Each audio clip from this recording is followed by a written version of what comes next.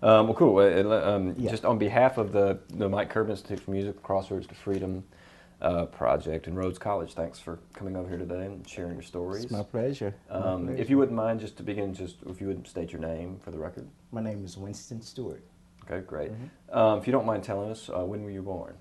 I was born October 22nd, 1950, Memphis, Tennessee, in Okay, Orange Mound, Tennessee. so you're born and raised in Memphis. Correct. Okay. Um, uh, tell us tell us a little bit about growing up in Memphis, your neighborhood, schools. Uh, I lived in Orange Mound. Grew up in that community, which was at the time a large, predominantly black community. Went to Melrose School. Went there for 12 years. High school, junior high, elementary, um, and had friends and family. We were like a village. Growing up there, everybody knew each other. It was a small community. It was a large community, but it was small for us because on the street we were like family. You know, the next door neighbor, everybody knew everybody, and so we just shared and had fun that way. Was music part of your life growing up? How were some of your first interactions with music? Actually, my interaction with music was first with my oldest sister, and only sister, was taking piano lessons, and my mom, some kind of way, bought her a piano. Don't ask me how, but we had a piano in the house. Didn't have a TV, but had a piano. And she was taking lessons, and I remember, sometimes playing with the piano, with her. But she was taking classical lessons, and it was interesting, but it really didn't do anything for me. I had an uncle that was actually a Baptist preacher, and he would come to Memphis, and he would sit at the piano, and he would play and sing, and he just had so much fire and so much energy when he played. And at the time I was probably maybe 8, 9, 10 years old. Who knows? I was very young, but he just blew me away. And I would watch him play, and he would be looking around and singing and laughing and just doing this and never hit a wrong note. I said, "Wow," So that really excited me, and I think to this day that actually encouraged me and gave me inspiration, to become a pianist, because I use that a lot in the style that I play. And I try to be exciting, and I try to not hit wrong notes, and just by hitting all the black keys. I later found out that's what he was doing, that's what he was doing. So, but that's what really got me introduced into really liking piano. From there, I guess I never took piano lessons at that point. As a child, when I went to school, started at Melrose. When I was in the 8th grade, I decided to play saxophone. So my freshman year, freshman year, the first semester, I joined the band first time out, and by the end of that semester, they put me in the high school band. I was playing in the concert band on saxophone, and from there, the band director asked me to start learning other instruments, oboe. I started playing oboe and clarinet, and played some trumpet. Um, pretty much, uh, pretty much. And I tried bassoon, but actually that band director was killed in a plane in not a plane wreck, in a car wreck in my junior year, and so I didn't pursue too many more instruments after that. So So the band was your sort of formal music education. formal music education, right, in high school, right. But did you continue to play piano for fun or Well, what? my piano playing was really far and few in between. what happened, I was playing saxophone, and a friend of mine wanted to form a band. That band was called the Sopangos at the time. It consisted of members of school, you know, in the neighborhood. And so he formed a band, and I was playing saxophone. And actually, one of the brothers was playing at the time tuba, which he eventually got a bass, but at the time it was tuba, and drums, guitar, and trumpet. That's what the band consisted of. And so after we did a few gigs, you know, gigs were like around the city, community center, you know, places like that. And it was brought up that we needed an organ, we needed a keyboard, and my aunt stepped in and said, well, she would help us to get one, you know. I said, wow. So we went to the music store, and my aunt signed for the organ, and it was an organ and a speaker, and actually I ended up playing it. You know, yeah. I think it was really the band leader was thinking that someone else was going to play it. You know, that kind of had experience with playing piano. I didn't know that at the time. All I knew was that my aunt was buying it, and it was going to be mine. So I started playing the organ and saxophone at the time. You know, and in fact, I was able to pay the notes on the organ at that. Wow. So, right, you know.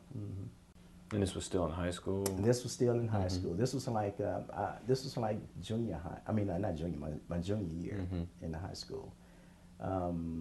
So I really started playing organ then,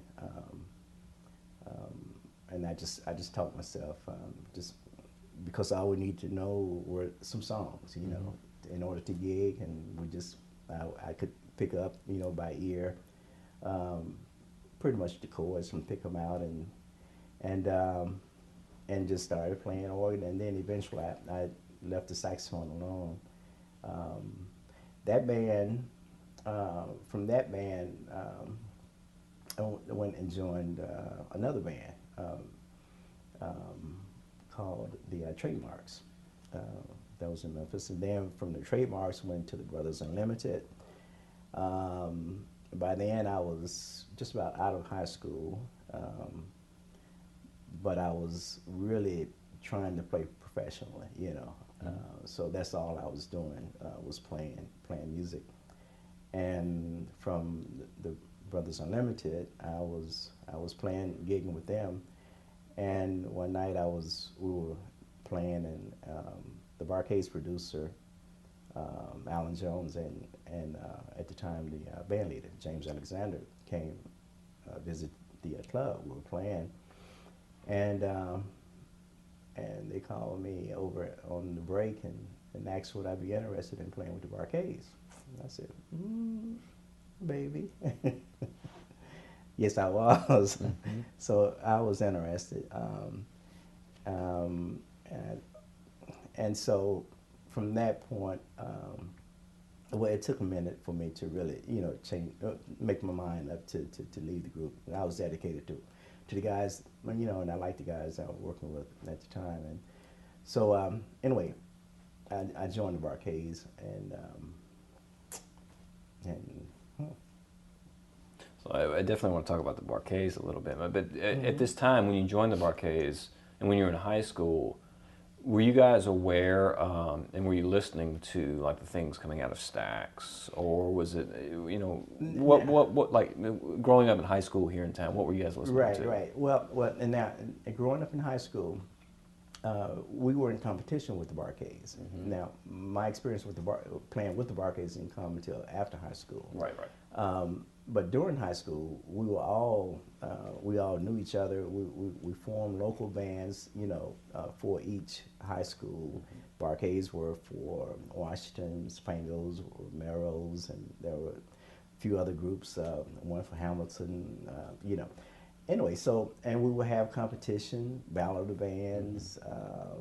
So we just kind of had that, but we knew each other, you know, from that point of view, you know. And so when you joined the BarKays, were they the one that sort of hit it a little bit more than the other bands? Oh yes, Yeah. yeah. The BarKays, at the time, the BarKays had I believe they had, yeah, they had released Soulfinger, and it was a hit record, right? In fact, this was when I was asked. It was after the plane crash. Oh, yeah. Right. Yeah. Right. We have to go back in history now. Yeah. Yeah. So yeah, so yeah, I mean, obviously after the plane crash, right. and things had reformed.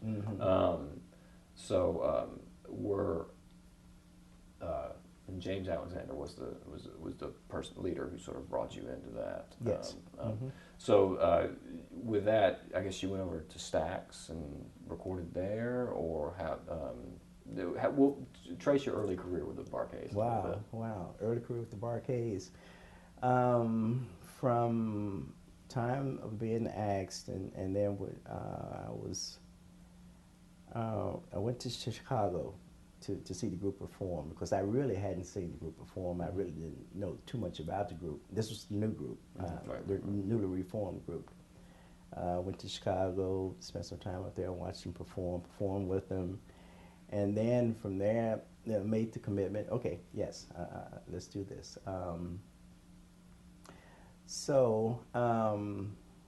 At the time, I believe, yeah, the BarKays were, man.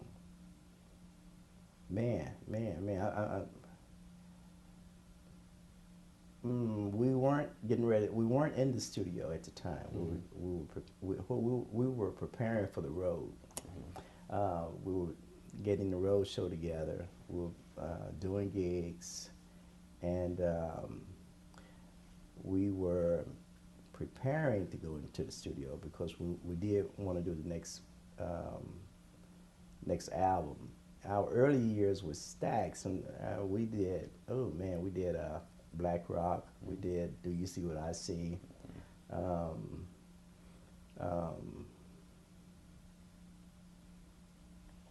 Wow. We would hang around Stax all day, all night. If we weren't doing sessions, we would just, I know what I was doing. I was learning everything I could, you know, from everybody else that I saw there. There were places in Stax where you can go and kind of hide out. If you want to, you know, I would go to, there was a Studio C where I could go into and just practice. I would go and set instruments up and just practice, you know. Aside from recording for others, we would have our time in the studio. We would go in, our producer, Alan Jones at the time, and even some of the other writers and producers around Stax, they would come in and help out, you know, with us in recording, trying to do what we were trying to do.